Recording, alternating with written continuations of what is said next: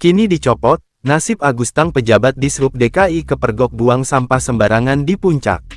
Pejabat Dinas Perhubungan Dishub DKI Jakarta dicopot dari jabatannya usai kedapatan menggunakan mobil patroli ke kawasan Puncak, Bogor dan membuang sampah sembarangan.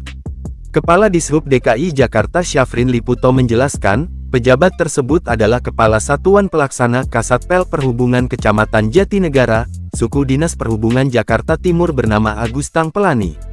Jadi itu benar mobil kendaraan Dinas Operasional Khusus Dishub DKI. Itu mobil patroli yang ditumpangi oleh Kasatpel Jatinegara. Dia statusnya pegawai negeri sipil, ujar Syafrin kepada wartawan, Selasa tanggal 16 April tahun 2024. Syafrin menjelaskan, saat ini Agustang sudah dinonaktifkan sementara dari jabatannya sebagai Kasatpel Perhubungan Jatinegara. Penonaktifan itu adalah sanksi atas pelanggaran yang dilakukan Agustang karena nekat menggunakan mobil dinas untuk bepergian keluar daerah. Sanksinya jadi penonaktifan dari jabatannya selama 2 bulan.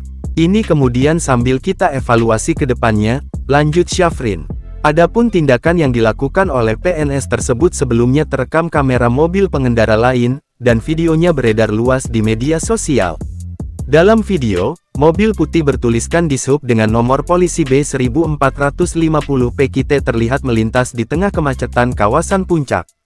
Tak lama kemudian, penumpang mobil terekam membuang sampah sembarangan ke sisi jalan raya.